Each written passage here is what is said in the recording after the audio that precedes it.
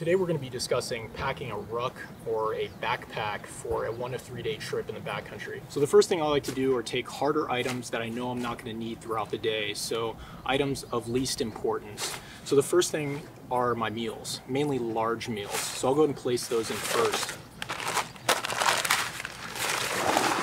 Next is typically my sleeping pad and then my cooker. So the key to packing your sleeping bag is, one, filling the negative space that's created by these harder items that you've already placed, and also going feet first. Going feet first allows the air to escape through the head of the bag and essentially get your bag as small as possible without having to utilize a compression sack. So after my clothes, I like to place the tent inside. So rain fly first and then my tent body.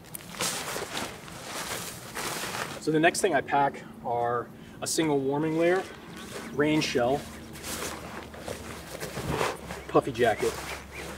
So all the gear that's left are items that I know that I'll need throughout the day. Basic survival gear, water filtration, water bottle, and obviously miscellaneous snacks or food. So the last thing I like to do, based on what type of bag you have, whether you have an internal, external frame, or just a 1/4 inch padding on the inside, is just lean the bag on the outside and just make sure that there are no hard items pressing against the back panel. So there you have it, all the items you need for a 1 to 3 day trip in the backcountry, all in a 30-liter bag, all done by using 3 basic guidelines: order of importance, maximizing what little space you have, and efficiency.